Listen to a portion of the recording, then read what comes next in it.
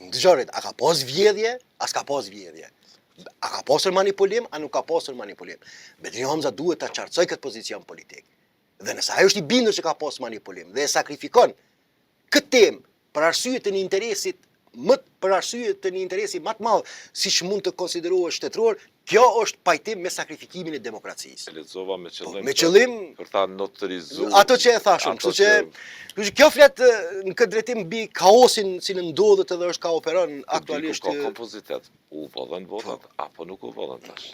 Dhe njeriu kryesor i cili deri më tani e ka drejtu qytetin e Mitrovicës nuk ka qëndrim publik a janë mbjedhur apo nuk janë mbjedhur votat. Nuk është zë kredibil Artan Behrami në këtë drejtim. Këtu janë zoni më kredibil, është zë kredibil, larg asaj, nuk duhet ta mohoj peshin e tij mirë, po zëri më kredibil dhe i cili duhet jetë pres i kësaj betejë politike, realisht është Bedri Hamza dhe Memli Krasniqi, deri më tani që ka qenë kryetari i Partisë Demokratike të Kosovës. Memli foli në ndëgjoj, ishte e vakt, nuk ishte e vakt kjo. Por foli Pasi u bë tim, ishte e vakt kjo, do thotë, në këtë drejtim un kam konfuzion edhe kam paqartësi për këtë sjellje politike sepse nëse ose kjo mund tjetë, kjo zhurmë mediatike nga Partia Demokratike e Kosovës që u bë, se ka pasur manipulim, ose mund tjetë pasojë që ata e dinë që e kanë humbur qytetin e Mitrovicës, dhe është e dhimbshme të humbet nga Faton Peci, kjo është shumë e dhimbshme për ta, por tentojnë ta mbajnë gjallë disa figura pak më marginale këtë temë me qëllim që të qetësohet opinioni e që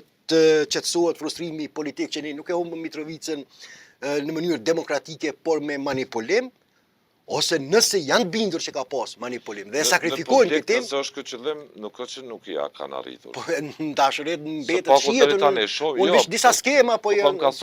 Nëse i analizon polemikat në studio televizive, shqetësimet publike, nuk e përcaktojnë ato mbrojtjen e demokracisë, është partit, është vullneti nëse kanë kalkulu politikisht që e din që kanë humbur, po që ta mbajnë aktive si temë, për disa ditë kjo ju ndihmon për disa ditë. Po në staza afatgjate, në staza afatgjate kjo nuk ju ndihmon asgjë.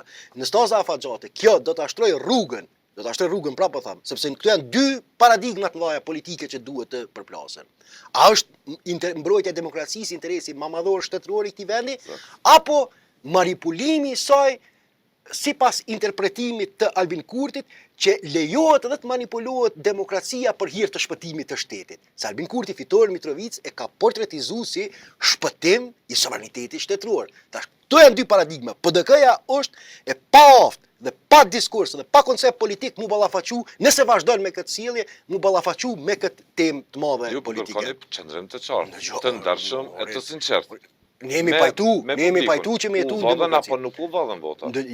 Absolutisht, ne jemi pajtu që të jetojmë demokraci dhe kjo ka çmim, ka kost të mbrojtja e demokracisë.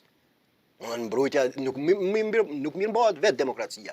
Nëse mungon vullneti politik për ta mirëmbajtur demokracinë, ajo shemët brenda notës që ka dëshmuar historia e njerëzimit, si vdesin demokracitë është një libër brillant. Demokracinë nuk e mbrojnë as institucionet juridike, as vetëm vullneti politik i qytetarëve të Kosovës është instanca kryesore që ata i qytetarëve në shumë vende të botës, vetëm vullneti politik i atyre që janë pajtuar të jetojnë brenda këtyre normave për të mbrojtur me çdo kusht e mirëmbajtje demokracisë.